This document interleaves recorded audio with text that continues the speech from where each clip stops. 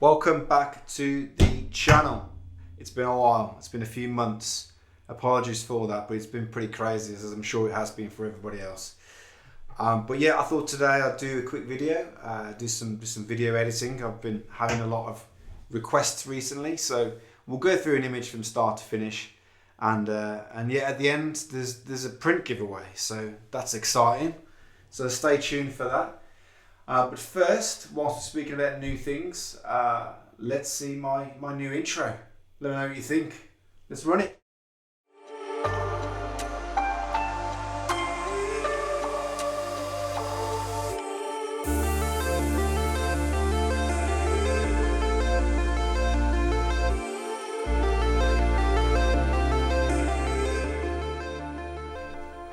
Okay, so here we are, we're back. We're going to look at one image today, and bearing in mind I haven't prepared for this really. It's an image that I've edited before. It's an image taken in Sutton Park, which is quite a public, pedestrianised type area, but there are some nice little gems there, some nice sections of good woodland where you can get some half decent images. So I want to edit an image from there anyway. So let's jump into Lightroom and get started on the image. But before we do, I want to talk about editing just generally, I think, because editing for me it's big, it's a big part of my creativity. A lot of photographers will tell you that you should be looking to get the image picture perfect in on location, which is of course that's true, but I like to edit my photos. I like to manipulate light, manipulate colour, and it's a big part for me. So yeah, I'll take you through some of the things that I do in Lightroom and Photoshop, just focusing on colour more than anything. So colour contrast, colour balance, things like that. And to do this, I use a Wacom tablet. Now I have mentioned the use of a Wacom tablet before. But I must stress that it's very important. It's a perfect tool for editing your images. This is how it looks. So you've got a little platform here, which you essentially, you draw on with brush strokes rather than using the mouse. I do not know how people get by with this guy. It's got some dust on it, but yeah. Get yourself a Wacom tablet. I'll put a link in the description so you can be redirected straight to the store and get yourself one. They come in a few different shapes and sizes. It doesn't really matter, if I'm honest. I've got the biggest one, but you can get smaller ones which are perfect. So let's jump into Lightroom and we'll take a look at the image that we're going to be working on. So let me start this up.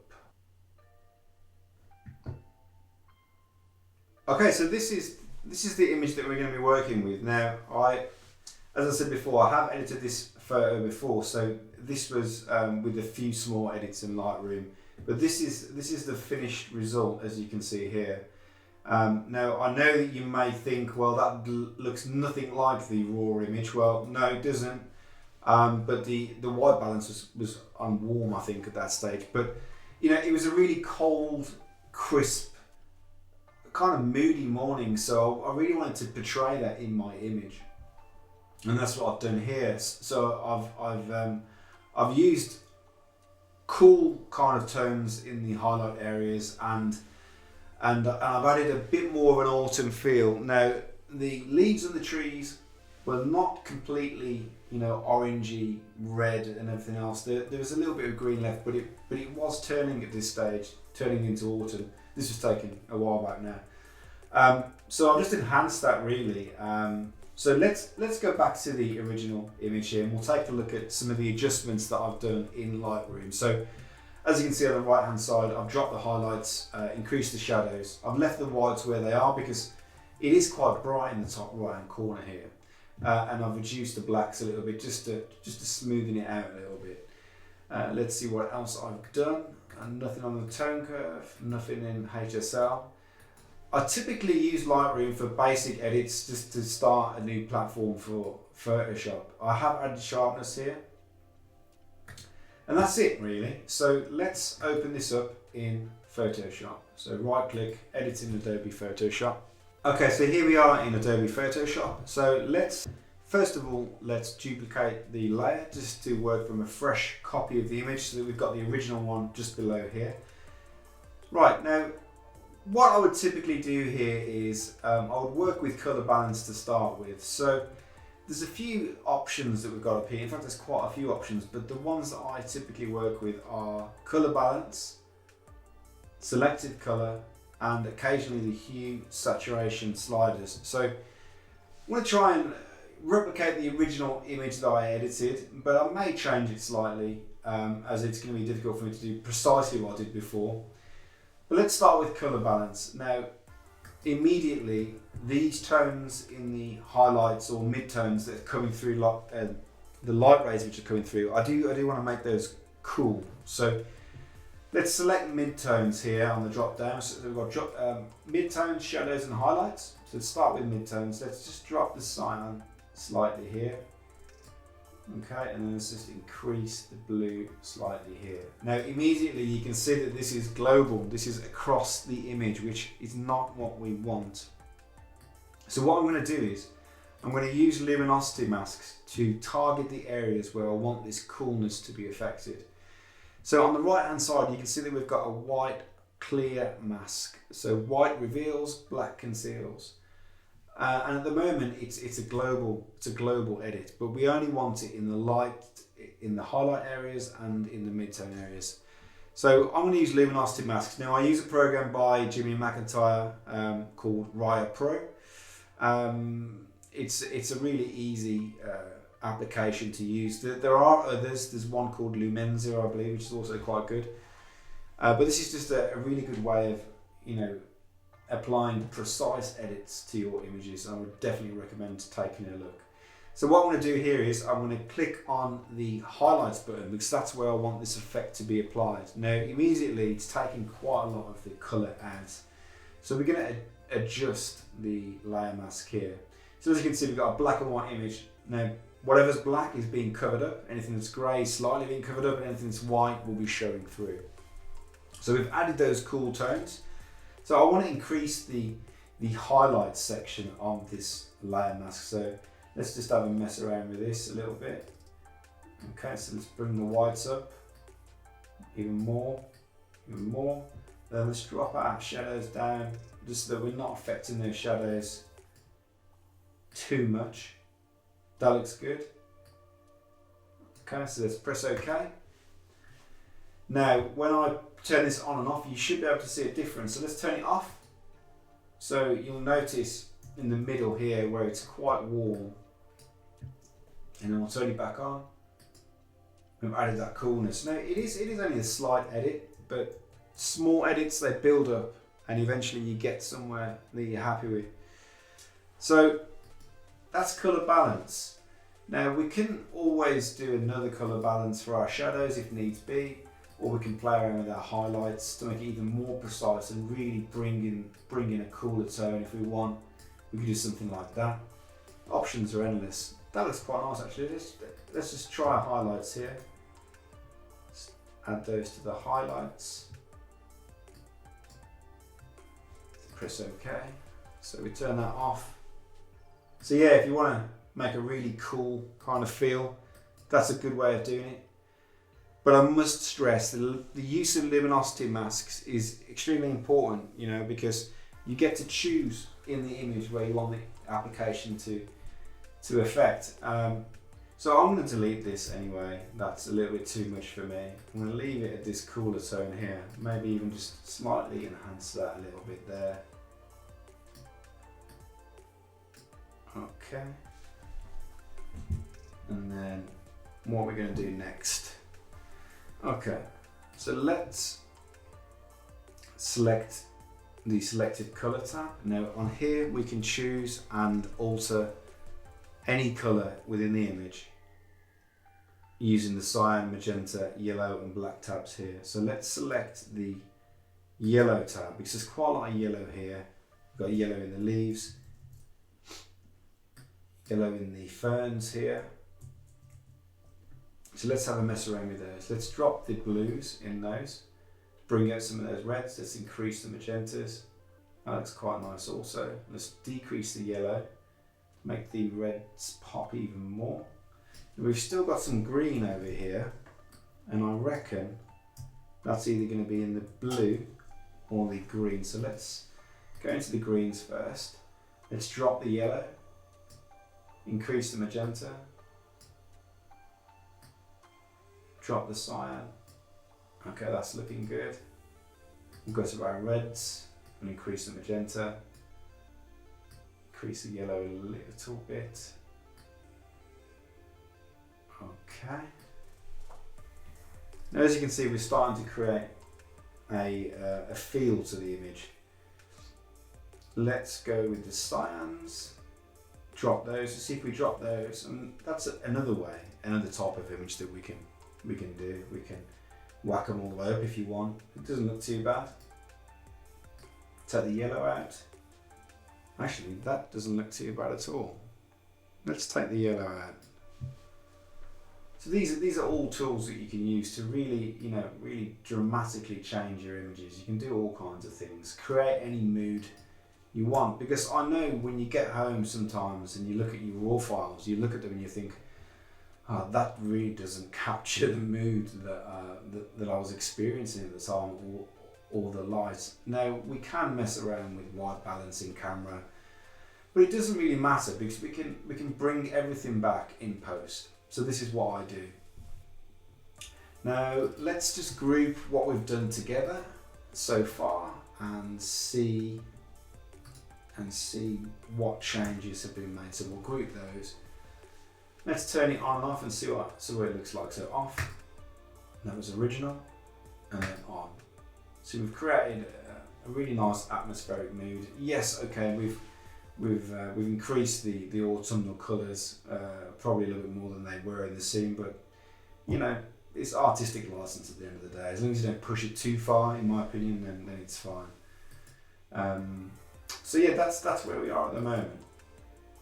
Now what I would typically do next here is maybe bring in and enhance the light which is coming from that top right hand corner.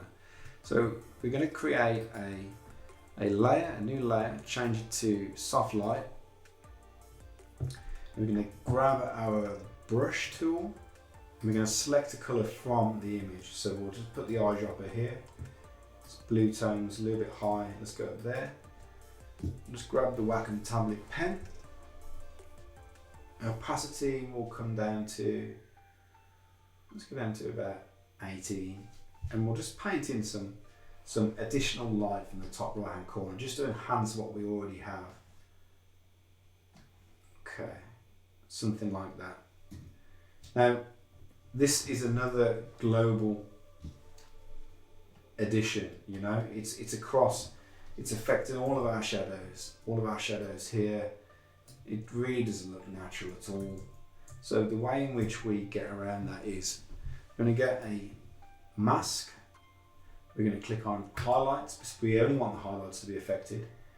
And now when we turn this on and off, it's only affecting those areas. Now we can enhance that even more. So let's bring up the whites. Let's make sure our shadows aren't being affected. That looks good. And we'll press OK. Turn it on and off. That looks really nice. Now on top of this, we can add a Gaussian blur or an Alton effect, as some people call them. So also in the Riot Pro panel, it comes automated, which is good. Let's go with Alton effect bright. See what that does. Now immediately you can see these all across the image, and I don't know about you, but I see this all the time on Instagram where people have applied Alton effects and it's just affected the whole image, and it just doesn't look good at all, in my opinion. So the way to get around it is much like I was doing earlier with the other edits, is applying a mask to it. So we'll press OK, we've got a mask already, and we'll just click highlights. Now there you go, so we're only affecting the highlights now. Turn it on and off. It's a subtle change, but in the top right hand corner it's had quite a big effect. So off, and then on. Just softens everything up. Okay, now the way I'm looking at this, I feel as though the shadows are too dark in this bottom right hand corner here. So let's see what we can do to change that. Now we can apply a really good filter on the lookup tables just on the right hand side there. It's called drop blues. Unfortunately, it's only dropping them. We're dropping them all across the image. So let's just press shadows instead. Let's adjust that, so we don't want it to affect the blue light coming through. We just want it to affect the deepest and darkest of shadows. Press OK. Turn it on and off. And that's a subtle change. That looks much better. The third and final thing I would do here is dodging and burning, just to bring out some more detail in the trees itself. So just before I go into it, if we just have a closer look into these silver birches here, we do have some detail, but it's not really showing in the image. So I'm going to really try and bring that out. I'm going to bring out the white and bring out the darkness in the bark, just to create a little bit more contrast so that it just looks better. So we'll go to the dodge and burn panel. Let's choose highlights. Now white reveals, black conceals, so let's bring up our whites. Zoom in. Okay, so anything that we paint on this part here where it's white will be affected. So let's press OK there. Let's zoom out. Let's get our white brush. Let's zoom back in. And we'll just paint in some more highlights, just to enhance the highlight which is already there. Let's bring that past it to about 25. We'll just paint this in here. Because we've got a luminosity mask, we're not affecting the shadows, we're only affecting the highlights. Okay. So we'll just bring some of that light back just there as well. Okay. Now let's do a shadows for this as well. So let's choose our shadows. Let's alter it until we can see them. Okay, so these are our shadows. Everything that's white is our shadows. So we'll press OK. We'll get a dark brush and we'll zoom in. And we'll just add some black into our shadows. And as you can see already, we're creating some more contrast here. I'll show you the before and after in a moment. You'll see what this effect has on the image. I know that the last few tips that I've been giving do include the use of luminosity masks, which I know a lot of people don't have, but I would certainly recommend looking into it. So let's just group the highlights and our shadows together and see what effect we've done on this section. So off. Okay, so pretty dark, pretty dull, and then on. We brought out the highlights, we brought out the contrast, and it's just another small edit which helps enhance the rest of the image. So these are things that we can do to increase drama, increase atmosphere, and more importantly, take you back to when you took the shot originally.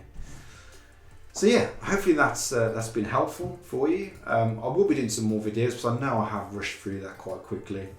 But I just wanted to touch upon colour contrast and the things that you can do with the selective colour, with the colour balance sliders, which you can really enhance and change your colours quite well. Okay, so that brings me to the end of the editing process. I hope you like the image. It looks quite good. Not quite as good as the original, but it was just for demonstration purposes more than anything. So yeah, that leads me to this bad boy, which I'm going to give away. So this was a photograph that I took in Tintern a few years back now, with some really great frosty, foggy conditions. I've had this print for a while. I have been meaning to get it framed, but I thought it would be good to give it away to one lucky viewer. So what you need to do to win this win this print is like this video, drop a comment below just to say why you would like the print, or just to say I want the print, that's fine. Subscribe to the channel and also follow me on Instagram. Instagram is at the bottom of the screen here. I'll have a look and I'll pick a winner from the hat, as they say, and then I'll post off the print to the lucky winner. And I hope whoever wins it enjoys it, because it's a really great print on some really great German etching paper. It looks brilliant. So yeah, that brings me to the end of the video. So I hope you enjoyed the quick editing process, and if you want to win the print, give it a thumbs up, subscribe, follow me on Instagram. Okay, until next time, I'll see you all soon. Keep safe. Cheers.